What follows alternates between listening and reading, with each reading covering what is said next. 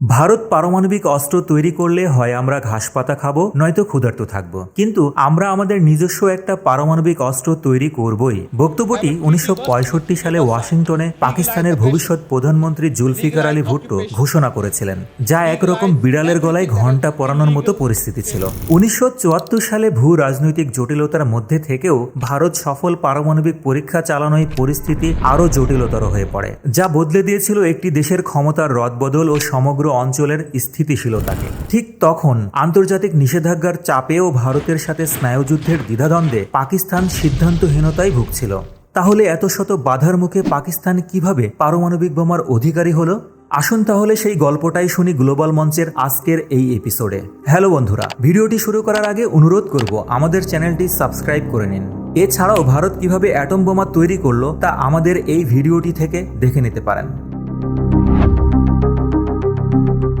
1947-এ দেশ বিভাগ তথা ভারতবর্ষ ভাগের পর থেকেই দুটি আলাদা রাষ্ট্র ভারত ও পাকিস্তানের স্নায়ুযুদ্ধ চলতে থাকে। কিছুকাল পরেই পাকিস্তান ভারতের সাথে যুদ্ধে লজ্জাজনক হার, কাশ্মীর দ্বন্দ্ব ইত্যাদি ইস্যুতে বেজায় চটে যায়। ফলস্বরূপ পাক সরকার আর এই ধরনের অপমান সহ্য না করার সিদ্ধান্ত গ্রহণ করে। তার জের ধরে পারমাণবিক বোমা তৈরির জন্য পাকিস্তান 50-এর দশক থেকেই প্রচেষ্টা শুরু করেছিল। একাধিক প্রচেষ্টার পর শান্তির জন্য পরমাণু কর্মসূচির অধীনে মার্কিন যুক্তরাষ্ট্র পাকিস্তানি বিজ্ঞানীদের পারমাণবিক চুল্লি প্রযুক্তিতে প্রশিক্ষণ দিতে সম্মত হয়। এমনকি পাকিস্তানের দিক থেকে মুখ ফিরিয়ে নেওয়া ওয়াশিংটনও ইসলামাবাদকে প্রথম গবেষণা চুল্লি ও জ্বালানি সরবরাহ করে। তাদের এই প্রশিক্ষণ 1972 সাল পর্যন্ত স্থায়ী হয়। বিজ্ঞানী আব্দুল কাদির খান পাক প্রধানমন্ত্রী জুলফিকার আলী ভুট্টোর কাছে পাকিস্তানের পারমাণবিক অস্ত্র কর্মসূচির পক্ষে প্রস্তাব রাখেন। তিনি দ্বিতীয় বিশ্বযুদ্ধের সময় জার্মান পারমাণবিক কর্মসূচিতে অংশগ্রহণ করেছিলেন। পাকিস্তানের এই পারমাণবিক বোমার জনক ডক্টর আব্দুল কাদির খান বলেছিলেন, পাকিস্তানকে চলমান চ্যালেঞ্জের মধ্যে তার জাতীয় নিরাপত্তা ও সার্বভৌমত্ব নিশ্চিত করতে হবে। আমাদের জাতিকে রক্ষা করার জন্য পারমাণবিক সক্ষমতার বিকাশ সবচেয়ে কার্যকর বিকল্প।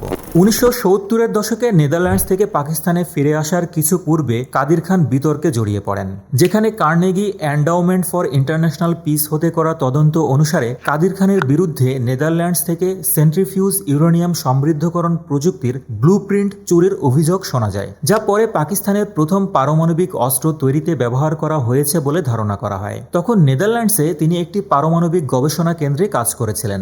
যাই হোক, ভুট্টো সাহেব 1971 সালে পূর্ব পাকিস্তান তথা বাংলাদেশ নামের ভূখণ্ড হারানো, ভারতের কাছে 90,000 পাকিস্তানি সৈন্য বন্দী থাকার পরও এই ঝুঁকি নিয়েছিলেন। তবে 1974 সালে প্রতিবেশী ভারত তার প্রথম শান্তিপূর্ণ পারমাণবিক বিস্ফোরণ পরীক্ষায় সফলতা অর্জনের পর পারমাণবিক অস্ত্র কর্মসূচি চালুর পক্ষে স্বয়ং পাক সরকার কাজ শুরু করেন। ফলাফলস্বরূপ তৎকালীন প্রধানমন্ত্রী ভুট্টো দেশের সেরা নিউক্লিয়ার ফিজিসিস্টদের তলব করেন ও তাদের কাজ শুরু করার নির্দেশ দেন। মার্কিনী কর্মকর্তাদের মতে বিশ্বের অন্যতম দরিদ্র দেশ পাকিস্তানের এই পারমাণবিক বোমার পরীক্ষার জন্য মাত্র 3 দশক নয়, বরং অগণিত সময়, চুরি ও গুপ্তচর বৃত্তিসহ বিশ্বব্যাপী শক্তিশালী নেটওয়ার্ক তৈরির প্রয়োজন ছিল।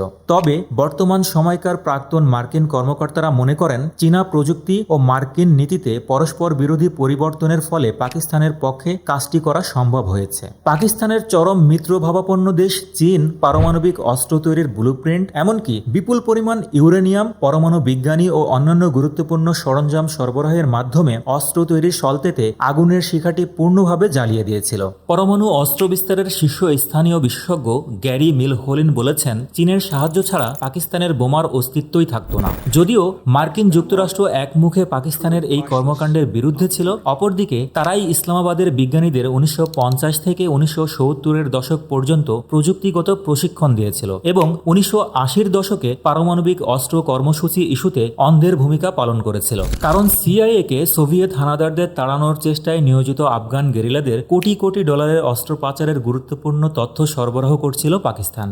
কিন্তু 1990 সালে যখনই গোপন অভিযান শেষ হয়, মার্কিন যুক্তরাষ্ট্র 180 ডিগ্রি ঘুরে যায়। তাই পরবর্তীতে 1990-এর দশকে নিষেধাজ্ঞার বর্ষণ সহ বহু বিলিয়ন ডলার সামরিক সাহায্য কর্মসূচি বন্ধ করে দেয় এবং পাকিস্তানকে কোণঠাসা করে ফেলে। অতঃপর মার্কিন সামরিক গোয়েন্দা ও আইন প্রয়োগকারী সংগঠনগুলো পাকিস্তানের এই কার্যক্রম নিবিড়ভাবে পর্যবেক্ষণ করছিল ও কড়া নজরদারিতে রেখেছিল। চীন ও মার্কিন যুক্তরাষ্ট্রের দ্বন্দ্ব সামনে রেখে চীন পাকিস্তানকে ব্যাপক সমর্থন দেয়। এ বিষয়ে CIA কর্তৃক সংগৃহীত তথ্যের উপর ভিত্তি করে একটি প্রতিবেদনে স্পষ্টভাবে বলা হয় যে চীন পারমাণবিক অস্ত্রের নিজেদের দক্ষতার বিকাশ ঘটাতে পাকিস্তানের কর্মসূচিতে সহায়তা দিয়েছে। অবশেষে ডক্টর মুবারকমানদের সাথে তার সহযোগীরা পরীক্ষাস্থলে প্রয়োজনীয় জিনিস এবং লোকবল পাঠানো শুরু করে।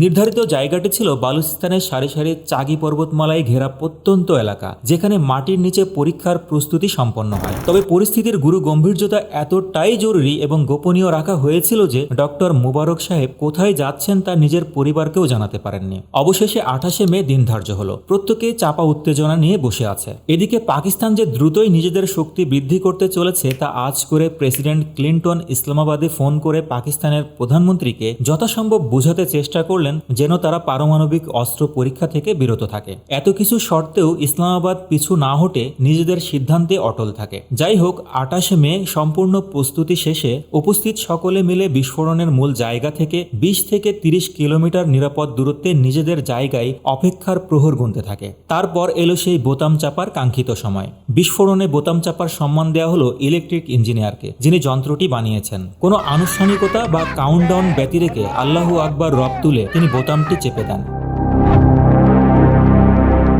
সবাই তখন 32 সেকেন্ড ধরে শ্বাসরুদ্ধকর পরিস্থিতিতে পর্বতের দিকে তাকিয়ে, অতঃপর হতাশা তাদের গ্রাস করবে এমন সময় তারা তীব্র শক্তিশালী একটি ভূকম্পন অনুভব করলেন। ইতিমধ্যে সবাই বুঝে গেলেন তাদের অপেক্ষা এবং পরিশ্রম সফল হয়েছে। এর কয়েক সেকেন্ড পর দেখা গেল কালচে ধূসর রঙের পর্বতটা গায়ের রং পাল্টে সাদা করে ফেলেছে এবং এই রং বাঁ দিক থেকে ডান দিকে 20-30 কিলোমিটার পর্যন্ত ছড়িয়ে যায়। অবশেষে দলের সবাই মাটিতে মাথা ছুঁয়ে সেজদা দিয়ে সৃষ্টিকর্তার নিকট কৃতজ্ঞতা জানালেন। প্রধানমন্ত্রী নওয়াজ শরীফ পাকিস্তান সরকারের রাষ্ট্রীয় মালিকানাধীন চ্যানেল পাকিস্তান টেলিভিশনের সাহায্যে পুরো জাতির কাছে সুখময় খবরটি পৌঁছে দেন এবং জনগণকে অভিনন্দন জানান। পাকিস্তানের সর্বত্র জনগণ দিনভর আনন্দ উৎসবের মধ্য দিয়ে এই দিনটি উদযাপন করে। এমনকি দেশটিতে পারমাণবিক বিস্ফোরণের সফলতার খবরে জনগণ রাজপথে নেমে উদযাপন করে। পাকিস্তানের জাতীয় মিডিয়াগুলোতে পারমাণবিক অস্ত্র গবেষণা কর্মসূচির সাথে যুক্ত বিজ্ঞানীদের জীবনী সম্প্রচার করা হয়। গাণিতিক, তাত্ত্বিক, পারমাণবিক এবং কোয়ান্টাম পদার্থবিদ্যার বিভিন্ন বিষয়ে বক্তৃতা দেওয়ার জন্য একাধিক ইনস্টিটিউট এবং বিশ্ববিদ্যালয় থেকে সিনিয়র বিজ্ঞানী এবং প্রকৌশলীদের আমন্ত্রণ জানানো হয় এবং তাদের অসংখ্য রৌপ্য পদক, স্বর্ণ পদক সহ সম্মানসূচক ডক্টরেট প্রদান করে সম্মানিত করা হয়। পাকিস্তানি জনগণ উল্লাসে মাতলেও আন্তর্জাতিক হর্তাকর্তাগণ নাখোশ হয়ে যান। ফলস্বরূপ যুক্তরাষ্ট্র, জাপান, অস্ট্রেলিয়া, সুইডেন, কানাডা এবং আন্তর্জাতিক মুদ্রা তহবিল পাকিস্তানের উপর অর্থনৈতিক নিষেধাজ্ঞা আরোপ করে। বালুচিস্তানের প্রথম পরীক্ষায় পাকিস্তানকে ইউরোপীয় ইউনিয়ন, মার্কিন যুক্তরাষ্ট্র, জাপান, ইরাক, এমনকি অর্গানাইজেশন অব ইসলামিক কোঅপারেশনের কিছু দেশ নিন্দা জানায়। তবে সৌদি আরব, তুরস্ক, আজারবাইজান এবং ইরান পাকিস্তানকে অভিনন্দন জানায়। মুদ্রার উল্টো পিঠে পরবর্তী 2001 সালে সন্ত্রাসের বিরুদ্ধে যুদ্ধে পাকিস্তান মার্কিনীদের অন্যতম সহায়ক হওয়ার ফলে দীর্ঘমেয়াদী এই নিষেধাজ্ঞাগুলো যুক্তরাষ্ট্র স্থায়ীভাবে তুলে নেয়। এখন প্রশ্ন হলো, পাকিস্তান পারমাণবিক বোমার অধিকারী হতে গিয়ে সত্যি কি ঘাস খেয়ে থাকার মতো অবস্থা হলো কিনা, নাকি বিশ্বে তাদের অবস্থান এই বোমার ফলে আরো সুসংহত করেছে, তা আমাদের এই ভিডিওর নিচে কমেন্ট করে জানাতে পারেন।